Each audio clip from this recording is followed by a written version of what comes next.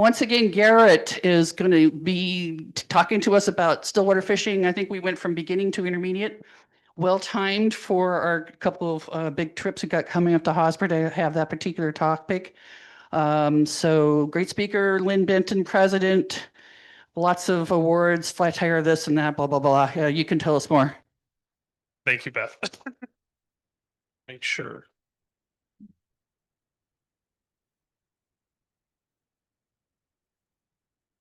All right, we'll have bear with us while we do some technical stuff here. There we go. All right, everybody. Thank you for having me back. Let's see. Oh. There we go. I think we're good to go. I got a new pointer. We got some technical stuff. Tim and I thought we worked it out at the beginning, so we'll see how it goes from here. So, thank you for having me back, everyone. It's always good to be back here, especially now that I moved to Salem, so it makes it a pretty easy drive over here. Except for that dang commercial, man. Coming over here early is rough. But besides that, we'll kind of get into this. I will point out at the end, I got some extra slides at the end of the presentation, so I'm happy to answer questions at the end. And then I have a few more after that. I'm hosting a trip to Argentina in 2027. So I have some promo stuff about that because I want to let people know if that's something they're interested. If anyone's interested in going after Golden Dorado, that opportunity will be available in 2027. So it's good to always be ahead of that. So indulge me with that, but we'll get right into it. So last time I was here speaking, we kind of did the 101. We kind of did the 101 of Stillwater. I've done a lot of Stillwater presentations over the last few years. I did a big one over the summer for our club, and I think I invited you guys as well. It was a long one. It was crazy. And so I decided, well, instead of making it one giant one that takes a couple hours to go through, let's break it down to something a little bit more manageable. And so that's what this one is. This is essentially the 201 class version. So this is about mastering lakes as an intermediate angler instead of just being introduced to lakes. So I'm sure a lot of you guys here, because a lot of your outings, like our outings at my club, are Stillwater based. You've probably done it. But there's certain times where you go out and you're like, I feel like I'm missing something. Mostly fish, but I'm missing something. So we'll get kind of right into it. So like Beth alluded to, I have a whole lot of things about me that is gives me some notoriety. I've fished a long time, been in magazines, podcasts, got an award a couple years ago or a year ago, and do some work with some fly tying companies. So I've been around. You guys probably know me mostly from coming here, and also just kind of being a guy in the local area. So that being said, let's recap kind of what we talked about. So we are tackling lakes as a new Stillwater angler. That's what we started with. We wanted to kind of get into it, understand what the whole deal was. And so we want to adapt to changing conditions, what contributes to the changes, how the fish in the lake react to each factor, what lines will help react to these changes, and what gear can help you with it. That's what we're going to try to cover in this one. And then if you remember the last presentation that I had, I didn't talk even about the flies because that wasn't the focus. The focus was mostly about kind of demystifying lakes. Because when you walk out to a lake with your float tube or your pontoon boat, or you fish it from the shore, or however you fish it, it just looks like a big flat body of water, and there's no features. If you fish a river, there's boulders and riffles and runs and slots and foam lines and all that stuff. But to the layman looking at a lake, it just looks like a puddle, just a big puddle, and we want to change that for you guys. So the other thing we're going to talk about is what flies do I fish? So that's more of it, and then just kind of putting it all together. So the recap with it all. What is a stillwater? We all remember that. It's just a lake or a reservoir, anything like that, a pond even. Types of stillwaters, if you remember, there was mesotrophic and eutrophic and hypereutrophic lakes. Eutrophic lakes are meaning high nutrient lakes with lots of productivity. It's kind of the water you want to be in. Where are the fish in those lakes? The seasons on a lake, what the fish eat in the lake, and some of the gear you use to target them. So I want to get more into the gear on this presentation and more about what flies to mimic the things the fish eat, because they eat anything. They're opportunistic. They'll eat kind of whatever swims in front of them or flies in front of them or whatever the case may be. So I think the biggest difference that sets you and I or anyone else apart on a lake, what really shows a great angler from a good angler. Because I'm sure you have someone in the club here where you guys go to an outing, you go to Hosmer, and you're like, okay, there they go, catching 20 more fish than everybody else. What are they doing different? What is that angler doing? Why are they catching more fish? I'm right here. I'm watching them do it. Why can't I? And to me, it's about adapting to change. Those factors that come in affect those situations. So those are what you want to manage to be able to catch more fish. People who either fish the same fly, the same line, the same spots, the same places all the time, it becomes very hit and miss. There's nothing very consistent about their catching. Sometimes they go and they do an awesome job. They catch 30 fish just like everybody else, and sometimes they go and they're the one that doesn't catch it. So how do we adapt to all that? So what's contributing to the changes? So the whole long list here, we'll go over all the stuff more in detail, but you have things like the weather, the air pressure, wind direction, food availability, stocking, time of day, water temperature. These are all factors you got to play into it. And I think this is why we all like fly fishing, because if it was just simple, just walk out there and catch a fish, it would not nearly be as alluring as it is right now. So I love trying to figure out the changes, solving the Rubik's Cube. It's even harder than solving the Rubik's Cube, in my opinion, because it's not just an algorithm. It's not just doing A to B, B to C, C to D. You sometimes have to go to A to C. And doing that is really where you get good at it. So, how do the fish react to all those changes? So, these are my biggest factors, in my opinion. It's going to be things like weather, your cloud cover, and your wind. Weather plays a huge factor. It changes temperature of the air and also the water. Cloud cover also affects where the fish will sit in the water column. The worst fishing conditions you can ever run into is a bluebird sky with no wind. The amount of people I've heard talk to me at the club, here at your guys' club all the time, where people will go out and go, I don't understand what the problem was. It was the sunniest day I've ever been on the lake. It was beautiful and not a lick of wind. It was so nice to be out there. And that's great for you. The fish do not like that. Unfortunately, fish have not developed sunglasses technology, so they can't squint, so being out in the bright sun really stinks. And wind is a really good way to throw off the light, and it makes them feel a lot safer when there's birds in the air. And in Oregon, we got a lot of birds. We got a lot of osprey, we got a lot of bald eagles. There's a lot of people fishing. There's a lot of people out there with their paddle boards and kayaks, and the fish just go, you know what? When there's no wind, I don't feel very, very safe. So when we have those bluebird skies, you want a little bit of wind, and when you have the cloudy skies, you can be okay with less wind. But in my perfect day, that's kind of a picture of my perfect day. You can see just a little bit of ripple on the water there, and then you'll see a little bit of cloud cover. That's kind of what you're after. I could almost ask for a little bit more cloud cover. That's over at Diamond Lake over in Southern Oregon. So perfect conditions, like I said, 60 degrees, light wind, mostly to totally cloudy. That's kind of what I'm going after.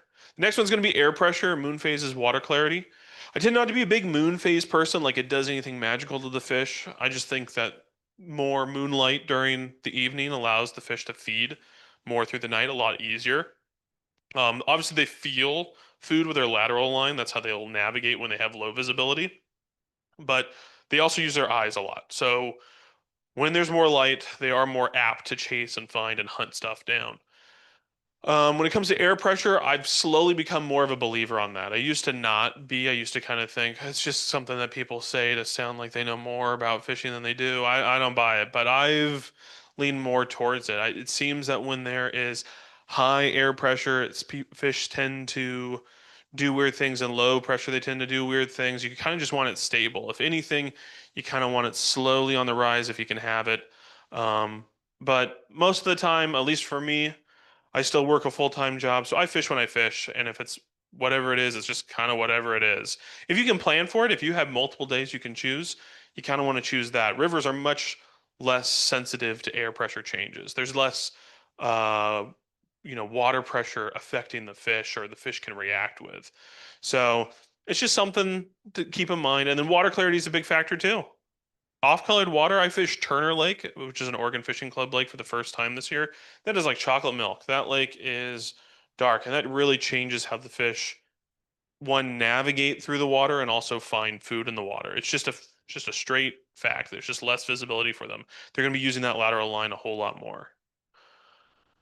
The other thing is time of year, which then affects your temperature and food availability. This is kind of why I group them together. I kind of find like things. Trout feed between 50 and 65 degrees. That's when they are their peak metabolic rate. It does not mean they stop feeding at 66 degrees or at 49 degrees. They are cold-blooded animals, meaning they can't control their body temperature themselves, unlike us. They are as warm or as cold as the ambient environment that they are in. So if the water's 55, they are a 55-degree animal. It's just kind of how it is. And with that extra heat, that warmth that they get, they can actually speed up their metabolism and they can eat more regularly and be willing to expend more energy knowing that they're going to catch more food and so on and so forth. It's kind of a domino effect thing. So it also affects what bugs come out, right? So if I go out and it's 50 degrees, you're not going to see a lot of damsels coming off the water, typically. But as that water temperature goes up, and it can go up a degree or two, that's why we see hatches that happen not at 8 o'clock in the morning. They happen at 11 or 1 or 4 or 3 o'clock in the afternoon. It's because as the water temperature changes, even a degree or two, that instigates the metamorphosis process that aquatic insects will go through. You can tell when someone messes the thermostat 1 degree in your home. The bugs can also tell as well. So just keep that in mind. And that doesn't mean it's the same across the entire lake. Look at something like the salmon fly hatch on the Deschutes. It always starts lower in the river and works its way upriver. And that's because the water is the warmest further away from the dam. And as it gets as the water temps warm up throughout the month of May, those bugs keep hatching as that warmer water moves upriver.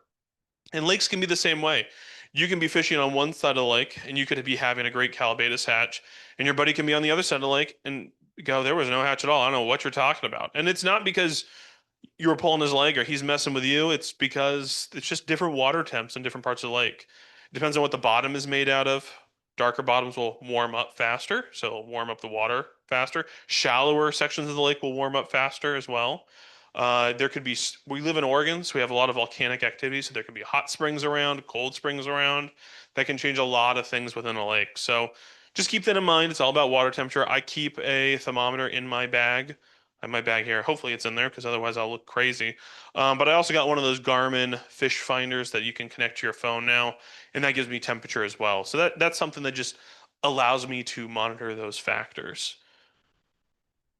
So then the last kind of things here would be like time of day, stocking, predation. Those will all change a lot of things. Stocking's great. It brings a lot of fish to water, right? You get when you have a lot of fish in there, it means that you got stuff going on. But it also brings a lot of predators. You can really tell. We were at Clee Walks with my club this year back in April, and the fishing was unbelievably good. Caught a ton of fish. I mean, 50, 60, 80 fish day kind of day. It was nuts. Awesome. But there were at least 7 osprey circling us the entire time. So yes, they stocked the lake. The fishing was great, but so were the osprey. And so were all the other bait anglers who were there to keep fish. So when you run into that, you go, okay, there's a lot more fish. We got a lot more predators. And the predators don't discriminate. They don't check for fins. So they're going to take holdover fish, they're going to take freshly stocked fish, they'll take whatever they can get. And so that really is a big factor. Time of day is a big one because it kind of goes back to the temperature thing. Hatches are a time factor as well. So there's a lot of things going on with that. But you can also work with sun angles. Certain lakes will get more sun than others. So again, it messes with temperature, messes with fish being there. It's just something to consider. If you talk to any of the big Stillwater guys or like read any of their books, someone like Phil or Brian Chan or even Jeff Perrin, they're not getting there at 5 o'clock in the morning typically to fish. They're also not staying until 9 o'clock at night. Don't get me wrong, there are times where you want to get out there early. I plan to go to Diamond Lake next month, and I'm going to try to get there as early as I can before the sun comes up, as best I can, so I can fish poppers for the big browns and tigers. They'll be a lot more active earlier in the morning. East Lake has that too. I'm sure you guys have been to East Lake where you can walk the shores early in the morning and there's browns and 6 inches of water.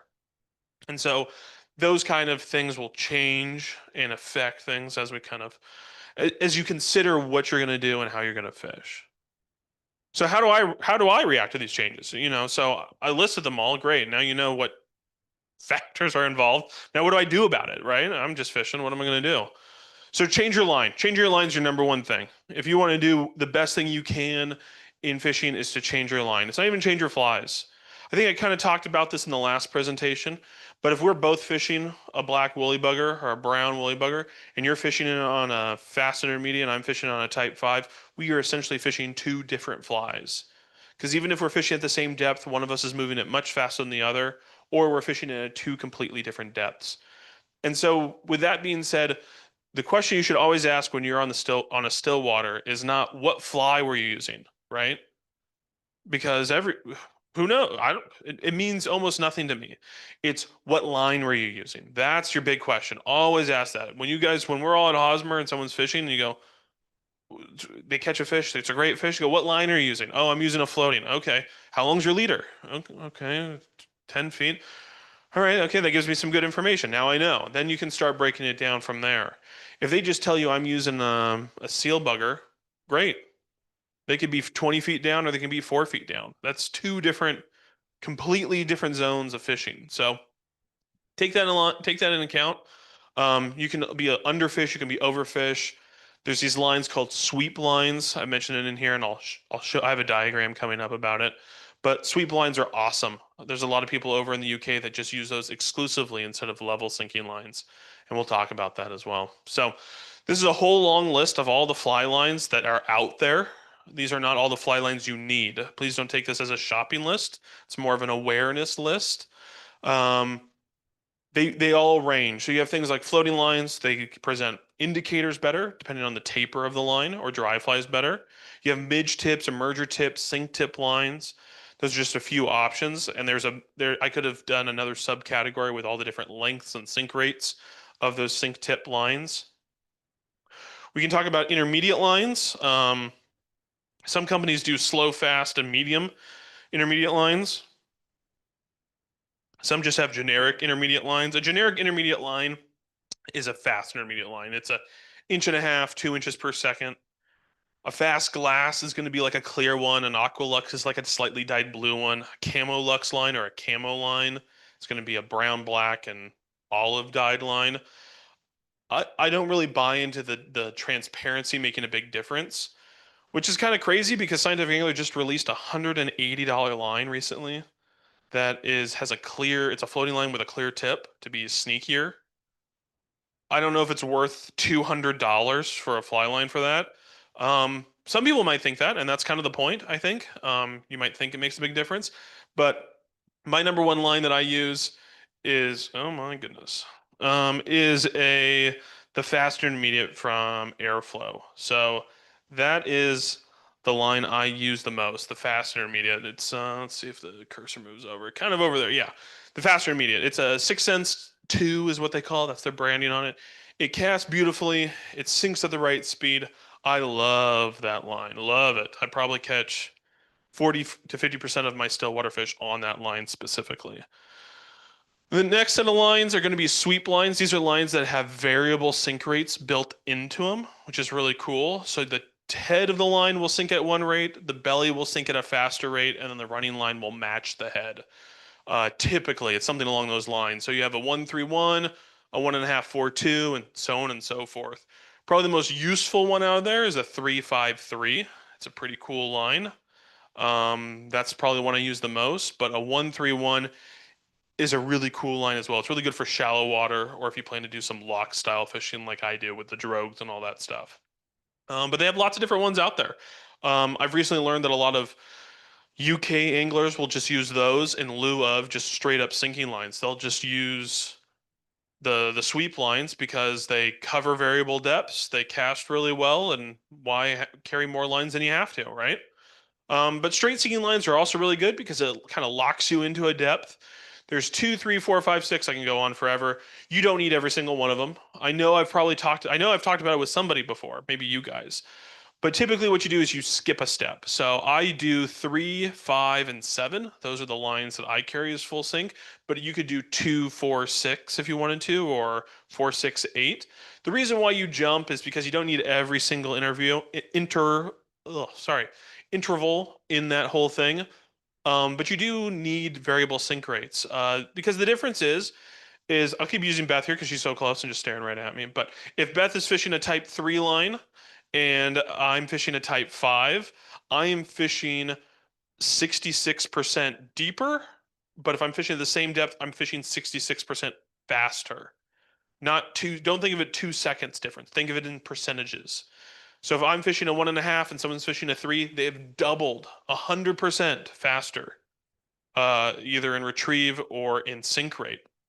And so that can be a huge difference. That is a considerable amount of time that I don't have to wait for my flies to sink, or it can be a lot faster.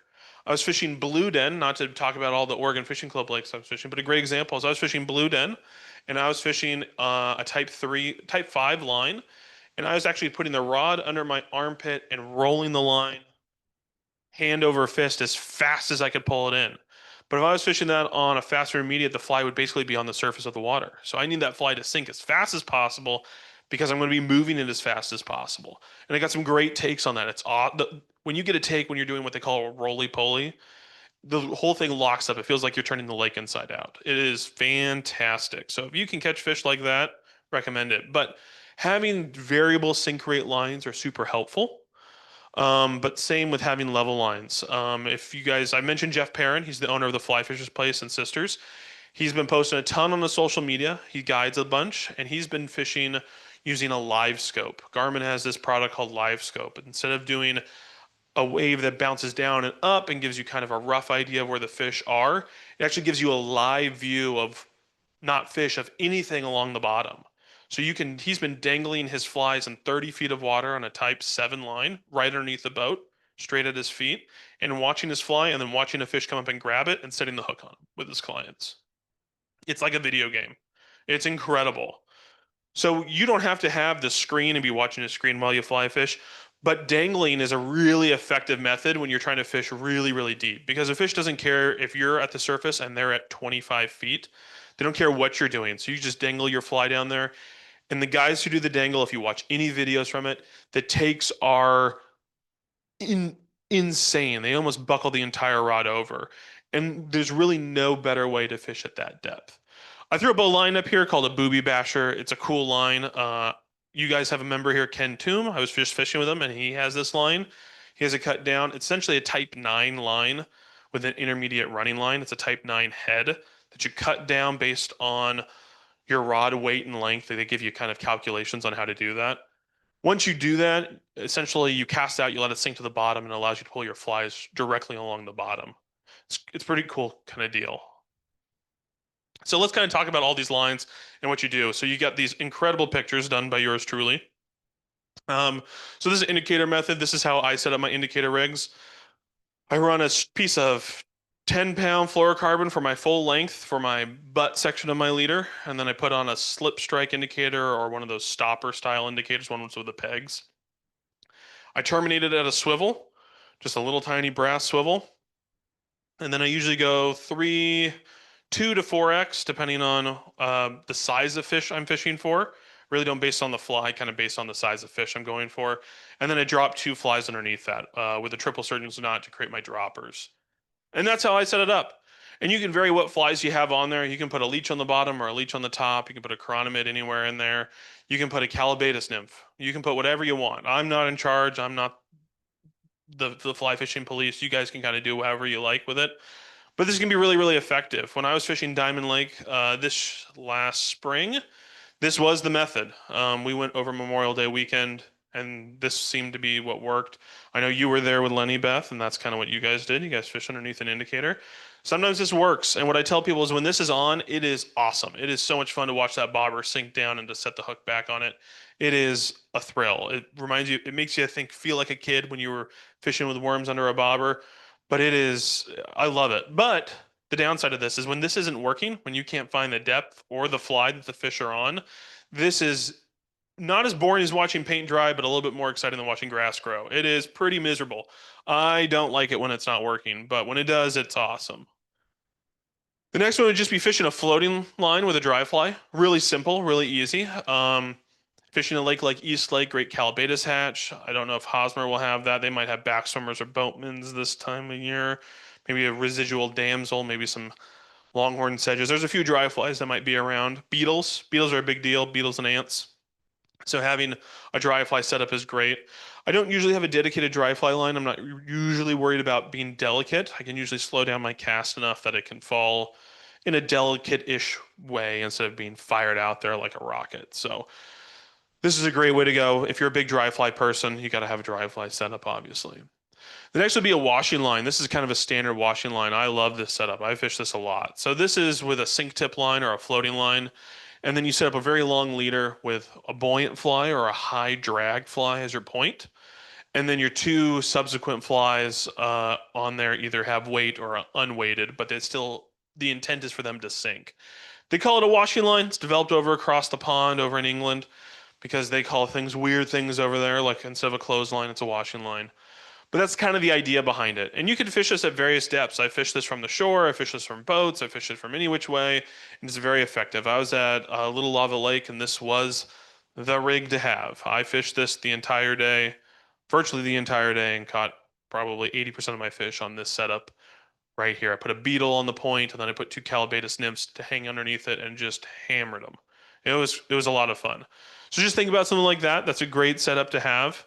You can do it on a floating line, you can do it on an intermediate line, but I really like it on that sink tip. It kind of gives you that right kind of hinge point in your setup to get you to the right depth.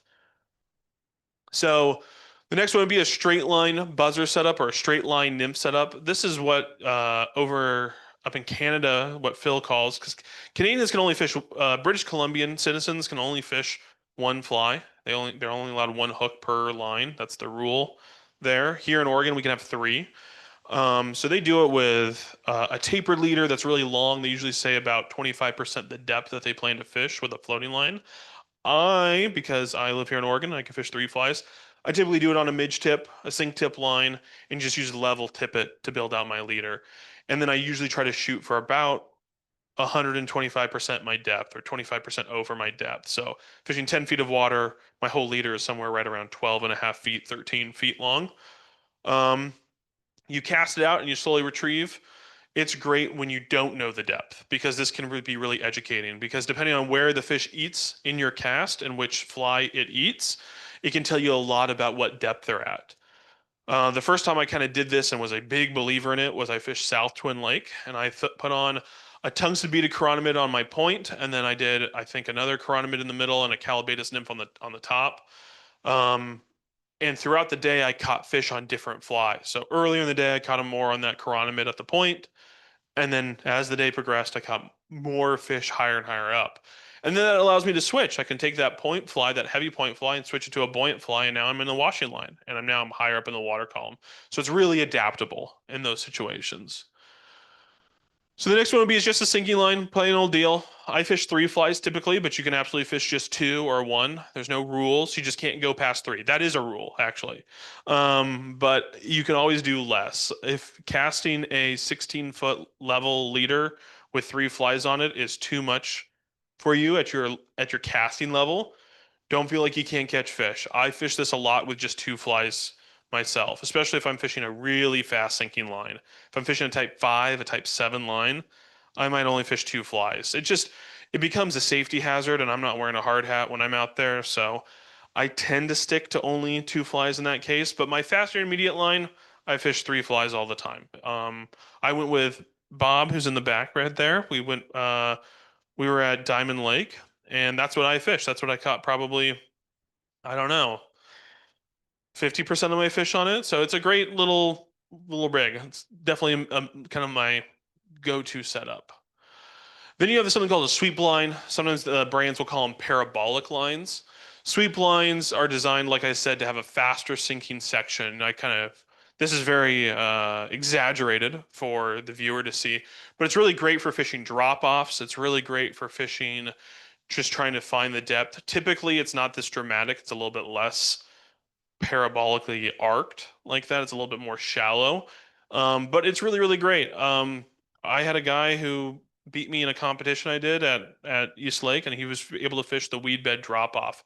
East Lake has pretty short shoals, so he's able to cast up on them and pull his flies off, then a right down the drop off, and a right up to the boat. So he caught a ton of fish doing that, and it's effective everywhere. It's great in places that have a lot of channels. It's great to have a lot of drop offs, little like hard weed lines. So Diamond, Crane, Hosmer this would be a great opportunity in the south section, kind of south part of the lake. Three Creeks has a great little drop off kind of halfway through the lake. There's a lot of options out there. So it's definitely worth having one of these lines in your box. The 353 is a great place to start with this. So these are my top three lines. I put two more just because you can never just have three. I only mentioned three is because most fly reel multi-spool setups come with a reel plus 2 spare spools, so there's room for 3 lines. So that's typically why everyone recommends their top 3.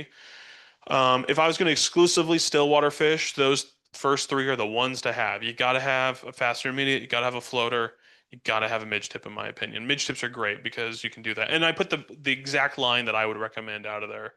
That Scientific Angler Anadro Stillwater indicator line. I know it's quite a mouthful, but I started using it this year and it's been phenomenal. Love that line. And then if I was going to go for another set of lines, these are kind of the ones I go to. I get a long midge tip. It's really fun to have a 12-foot, really slow midge tip. I love that on a place like Diamond. And then having a sweep line. So a 353 or a 131. Uh, Either one's really, really great. It depends if you think you're going to be fishing faster or deeper or slower or shallower. You just pick the line to match kind of your style of fishing and where you like to fish. So what gear helps with all these adapting changes, right? I listed a bunch of lines. I listed all those factors. So what works? So my rod is the Echo Stillwater. I'm an Echo fanboy through and through. Everyone has their brand. Everyone has their cigarette brand that they like, and mine is Echo. I love it. So I recommend 5s through 7 weights. I'm leaning more and more towards the 7-weight side of things. I have 7 weights now, 2 Echo Stillwater 10-foot 7 weights, and they are rockets. You can talk to anyone who's fished with me with one of those rods. They cast really easy. It's way less fatigue, and I can just cast further. You can probably talk to Beth about the science why a 7-weight line can cast further than a 6-weight line. There's just more mass, and if you can generate enough speed, you will cast further than someone else with the same speed with a lower mass line. It's just, I mean, we don't have to get into whole physics lessons. I don't want to put you all to sleep right now. So, but that's kind of the idea. I was talking with Ken about this. Ken's actually at the national championship right now, probably practicing, getting ready for the championship next week in Idaho, Montana area. So he's over there and he fishes a 7-weight, and he told someone asked him, "Oh, do I get a 6 or do I 7?" He says, "Oh, you should definitely get a 6 because then when we fish together, I'll just cast further than you." It's great. I'll cover more water. It'll be great. And over the course of the day, if I can cast 10 more feet, that's hundreds and hundreds of feet more than you. And I won't be as tired. So I'll be able to put more casts in. It's a win-win across the board. Now I say that, but if you plan to fish for a lot of stockers here in Oregon, we'd stock a lot of legal sized fish, which are about 11 to 13 inches. A 7-weight's a bit of an overkill. It won't be nearly as fun as a 6-weight. But if you think you're going to fish in a boat and you're going to fish with a lot of people, or if you plan to fish from the shore, a 7-weight is almost the only way to go, in my opinion. I really prefer a 10-foot rod as well. A 9-foot rod is fine. It will suffice. Again, it's not going to be a big deal. But if you're looking for a new setup, because people like buying gear, that's kind of why we're all in fly fishing. We like fly fishing gear, right? If you're looking for a new one, the Echo Stillwater is a great place to go. It's a sub $500 rod, so it's not crazy expensive. The Lago, which is its entry level sibling in the lineup, Lago, Spanish for lake, that rod's great too, and it's about half the price of the Stillwater. Um, the other thing I have it up here. I didn't talk about it. They don't make a lot of Stillwater lines sub a 6-weight. They do. They make some 5s. They don't make any 4s. I was looking for a 4-weight intermediate line one time. It was like trying to find a needle in a haystack. It's really hard to find them. Most Stillwater lines are 6-weights and 7-weights. For example, those sweep lines that I talked about before, those are almost exclusively in the 7-weight size class. So that's just something to keep in mind with it all. I put some other rods up here that are only available for European dealers. I made this presentation before things got weird with buying things overseas. So if you're willing to pay the 15% out of the EU tariff on it, then knock yourself out. Go get one of those rods. But the domestic stuff like the Sage, the Echoes, the TFOs, the Reddington, all those brands, those will be all easy to get here in the States. So when it comes to reels, you need a large enough one for backing. I've yet to have a fish take me into the backing. I don't know if that's a brag or a shameful thing to say, but you just need a line with some backing. It's a reel big enough for some backing. It's more for counterbalancing. If you're using a 10-foot rod, it's going to be a little bit more tip heavy than you're used to if you're used to 9-foot rods. So you got to be able to balance that whole thing out. You want available, affordable spools. This great reel that I have here, and that's what I have in my box, has been discontinued at the end of last year. It was really, really disappointing. That's the Orvis Clearwater cassette. It's a cassette reel. I know I've talked about them before. If you want to see how they work, I brought my boat back. I'll show you how they work afterwards. I really, really like that reel, but I used to use the Lamson liquids and the Lamson remixes. Awesome reel. Those reels are great. If that's the reel you got, be very happy with it. And honestly, the best reel to use is the reel you already have. Spools are always half, I'd say always. They're typically half the price of the full complete reel. So keep that in mind. So as I mentioned, it's gone, but the replacement for the whole thing is the Hardy Ultra Disc cassette. It's a much more expensive reel. That reel is, I think, retails for $450. So it's not a cheap reel, but each cassette's only like 30 bucks. So it makes the cassettes a lot cheaper and a lot more manageable to get a bunch more of them. The reels come in 3 parts. It's kind of cool. The Lamsons are nice because they're just pressure fitted. So you just pop a spool out, pop a spool on. Really, really simple. There's not a lot of moving parts. So if you're worried, if you feel like I'm a clumsy guy and I'm going to be in this boat and I'm definitely going to drop that reel over the side, you probably don't want one with more parts. You want one with fewer parts. So I'd push you towards Lamson. But just some recommendations for those out there. And these reels tend to be a little bit bigger because they're still water focused. At least the cassette reels are. The Airflow Switch is probably the most affordable reel in the market. It's distributed by Able. Able owns, I think it's Mayfly, the Mayfly Corporation. They own Dynaking, Airflow, and Able and Ross. So that company's all owned by one major company, and they refuse to distribute the Airflow Switch here in the States, and it drives me crazy because that reel's $100 with 5 spools with it. It's an awesome deal, and they refuse to distribute it because they're worried it's going to compete with the Ross and their Able market here in the States. So you have to buy that from a UK distributor, which they do have them. I was on a forum one time, a UK forum, and a guy was talking. He said he had 35 of those reels and like 180 spools. He's been fishing probably longer than I've been alive twice over. So he's had time to collect that all. So they're very, very affordable. So now the thing that I would be waiting for if I were you guys, this is where I get the notebook out because I love flies. I tie a lot of flies. I brought most of all the flies that I use when I go stillwater fishing in my bag here. I probably bring 6,000 flies when I go fishing in my boat bag, a lot of flies. So I'm a light packer. So I get really into it. So hold on to your butts, as they say. So we'll start from the top and work our way down. Nothing too crazy. I'm a big fan of ants. Ants, and beetles. I tied a cool new beetle pattern that David McPhail did.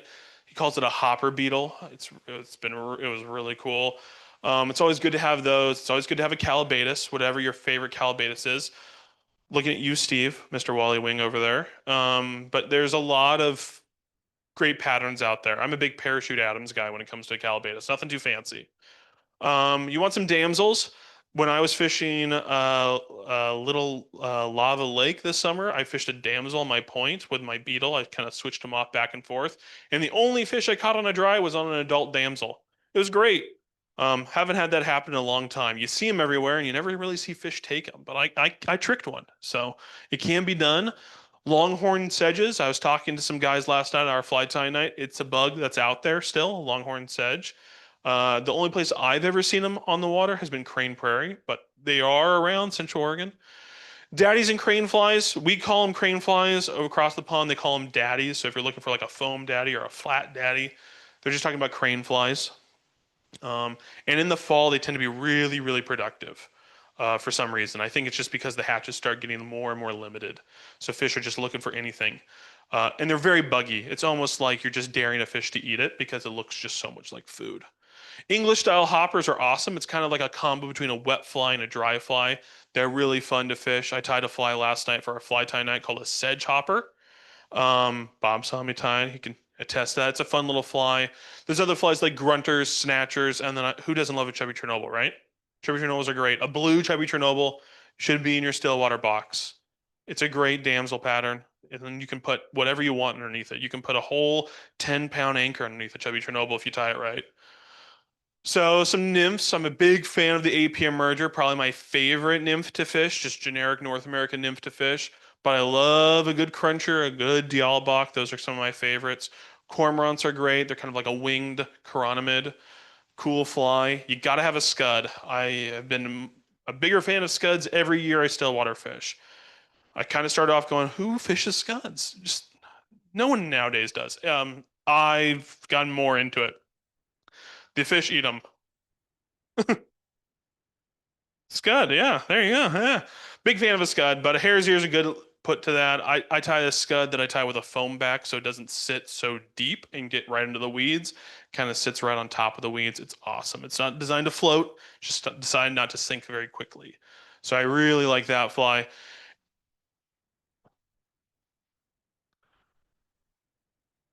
More, yeah, so the question is what size of scud do I tie? I tend to go for a bigger one.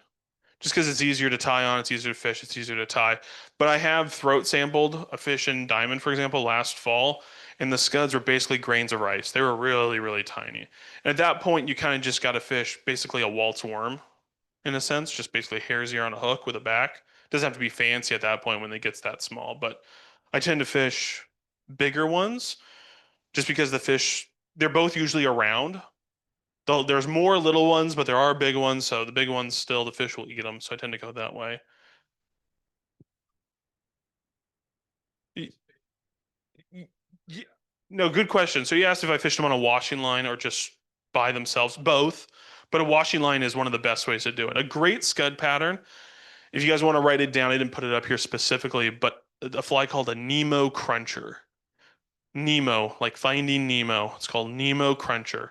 It's basically a red holographic ribbed pheasant tail soft tackle. 10s, 12s on a 0x long hook, so kind of a shorter hook. It's a really simple fly, and over in England, they have a thing they call killer shrimp. I mean, they got great marketing over there, but essentially it's an invasive scud that came over from us through something. Who knows how it got over in their lakes?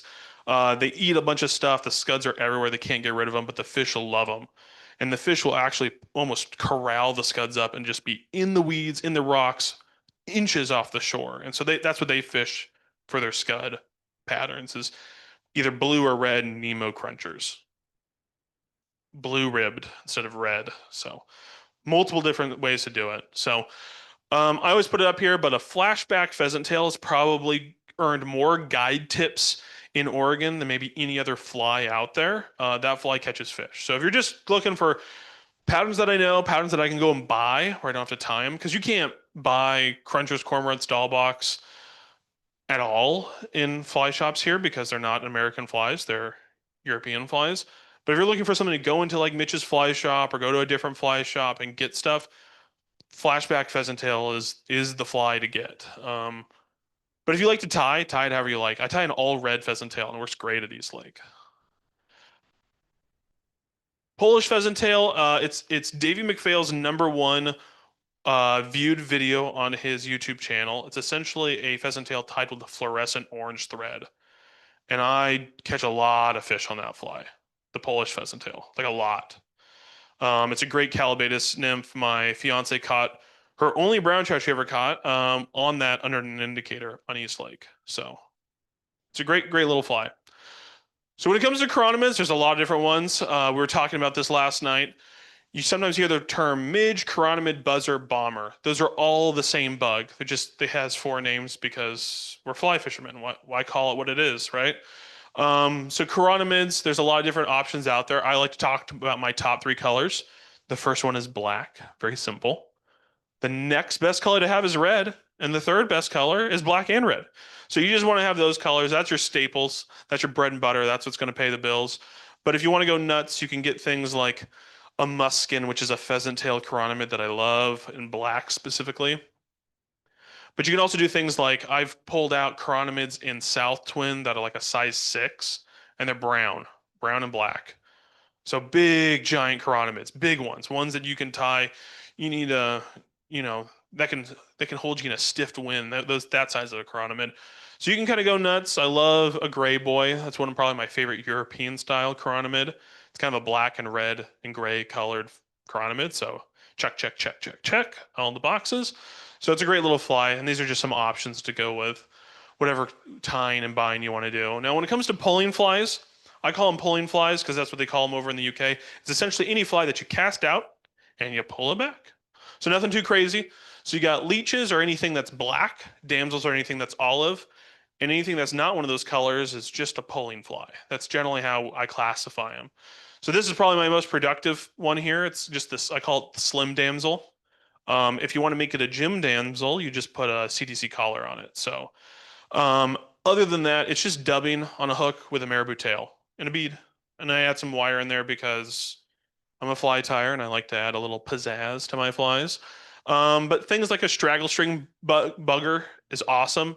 It's basically what we know as a blank saver for those who tie and to buy flies.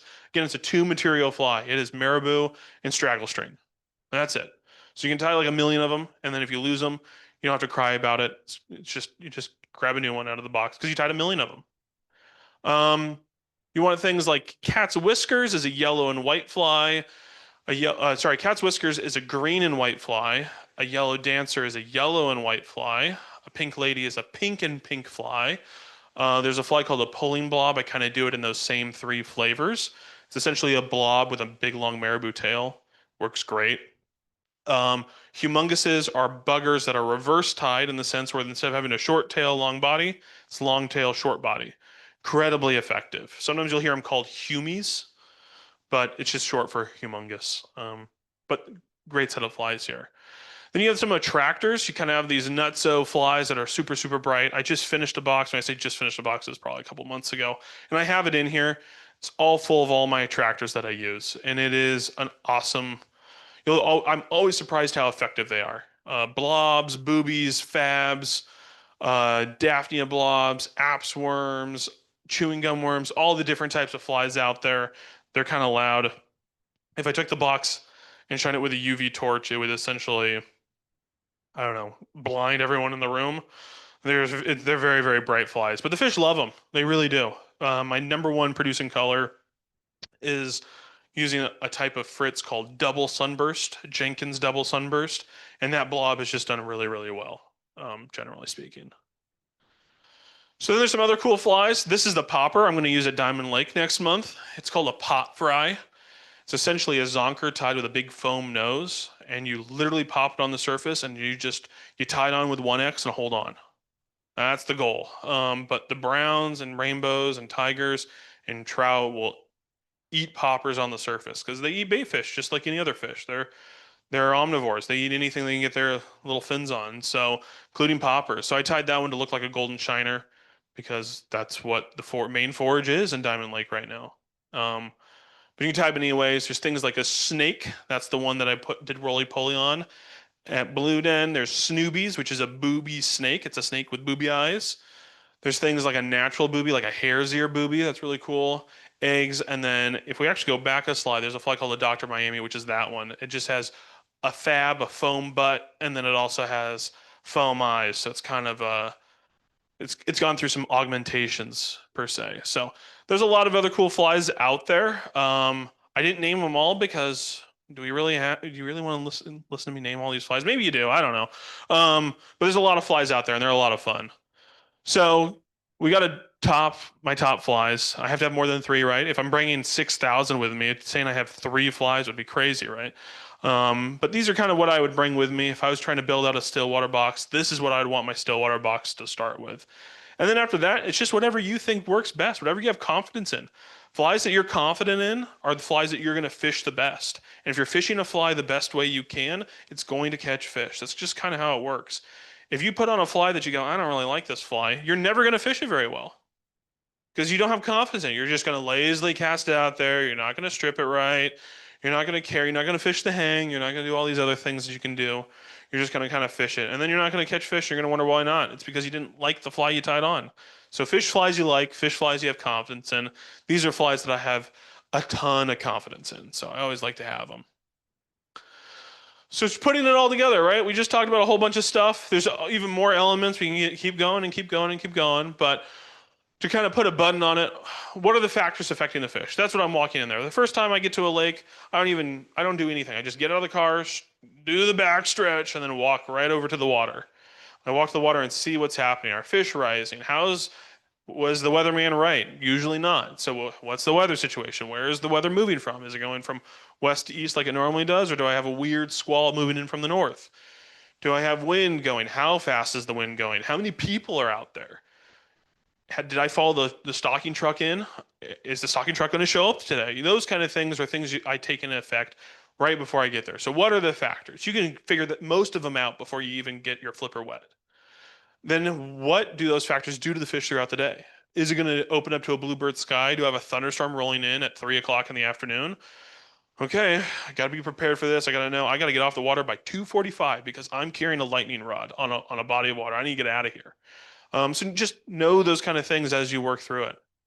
And then how am I adapting? What lines do I currently have? What lines do I want to pack into my float tube? Do I want to bring all 17 lines that I have? Probably not. So let's take 10 out there and use 3 of them. You got to have those kind of options. So there's lots of things like that. What flies do I have? Do I need to bring all my fly boxes? Oh, it's super windy today. There's no dry fly action. Leave the dry flies behind. Oh, I don't want to fish chironomids at all. I'm done with chironomids. I'm bored. I catch all my fish on chironomids normally. I'm going to fish nymphs this time. Leave the chironomid box behind. Those kind of things to go into it. Do I need to make a change? What change am I making? Is it a fly change? Is it a line change? And we've already alluded to earlier, it's a line change most of the time. And then do I have the gear to adapt? Maybe you just don't have the gear and you just kind of have to struggle through it. The amount of times I've been out there and went, I don't have any indicators. What? Who packed this bag? So those are the kind of situations you run into is you just got to take that into account. The worst is not when you forget it when you're on the water, because then you can just tell yourself, I left it back in the car. It's the worst is when you go to pack the bag and you don't have it in the car at all, because then you know you didn't bring it.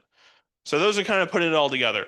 So then I'm going to open up to questions, just general questions with everyone, and then I'm going to rip through my sales spiel about Argentina. Does anyone have any questions? So the question was, how long is my leader on my sinking lines? It varies. Max length is double the rod length. So if it's 10-foot rod, it's 20 feet. That's a really long leader. I typically don't go that long. It's typically in that 15 to 16 foot range.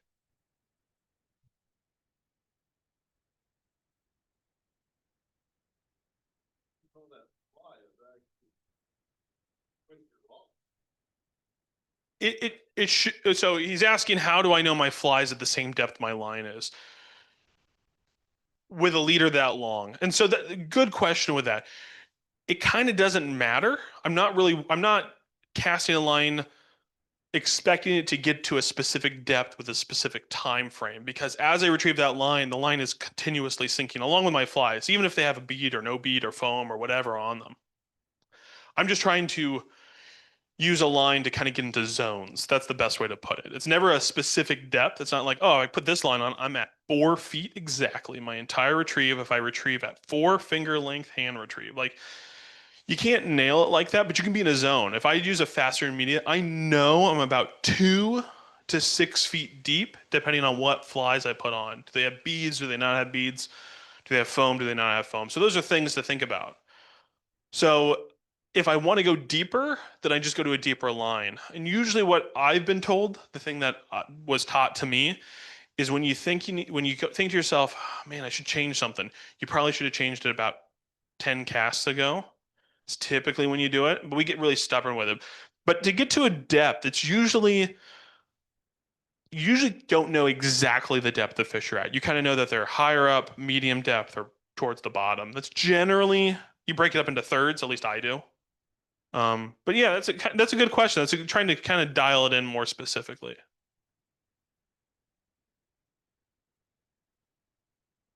Yeah, so you asked how fast it's going down versus how fast you're pulling in. That's the ratio. Because I can fish 12 feet deep with an 1.5 inch per second line. I just have to let it sink for 2 minutes, right?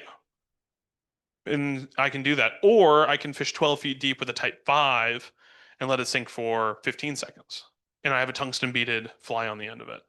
And level leader always sinks faster than a tapered leader. So if you're just using straight 3x the whole way through, it's going to sink about the same rate as your line. Typically. But you can overcompensate things one way or the other with kind of using your flies and your line in conjunction. That's why we have buoyant flies and heavy flies kind of to mix in there. But no, good question. Anyone else have any other questions? Beth has a question. So I wanted to address the issue of casting fatigue. Because especially if you're at a lake and you're casting and retrieving all day long, I mean, you're a big, strong guy, and so a 10-foot 7 weight, you say it's easy to cast, and it's not easy to cast all day if you've got shoulder issues, wrist issues, if you don't cast all the time, you're just casting once in a while. So one comment is that a 7 weight is a little harder, 10-foot 7 weight. And with my wrist issues, I've learned to cast my 10-foot 6 weight two-handed. So if you want to cast a 10-foot rod and you find it's a little much, come to our casting clinic. I'll teach you how to cast it two-handed. And I had a question about the cassette reels that you're talking about, because if you've got a 10-foot rod, you want to have that reel balanced. And I'm wondering if those reels are a little too light to balance a 10-foot rod. Okay, so great question, Beth. So to me, they balance out fine. The other thing that's really cool about the Echo Stillwater, not to again to kind of brag more about Echo, is they actually have the butt section can be taken off and you can go without a fighting butt. You can also add weights to the butt section. It has these washer weights. So just like their Euro nymphing rod, it has its own built-in counterbalancing system within there. So you can add so for me, my 6 weights balance out with just a fighting butt with my reels, where my 7 weights balance out great with a fighting butt and one of the large washers it comes with. And so it's really simple. You just screw off the butt and you screw on, you add however many washers and then you screw it back on. So if you don't like a fighting butt, if you're like, if a fighting butt's ridiculous, who needs that? Then you can just take it off and just have a flat cap on the back. It is an awesome rod, and I push a lot of people towards that rod just because it casts beautifully. It's relatively affordable. I say relatively affordable. A Sage R8, it's almost $1,000 now. This rod, this Echo Stillwater's under 500, and you have that modular weight system on it. Because if you have like a Lamson 5 Plus, that's designed for a 5-weight, 6-weight, but not a 10-foot one. So this allows you to counterbalance the whole thing. So yeah, good question on that. And they tend to be a little bit heavier because they have 3 components to them. So you have a reel, a housing, and a spool. So you tend to get a little bit more weight out of it. But yeah, good question, Beth.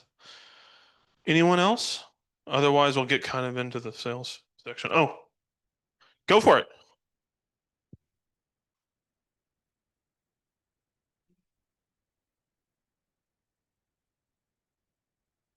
So that's Jeff Perrin. So you can follow him through the Fly Fishers Place social media. You can message him. He's the owner of the Fly Fishers Place in Sisters.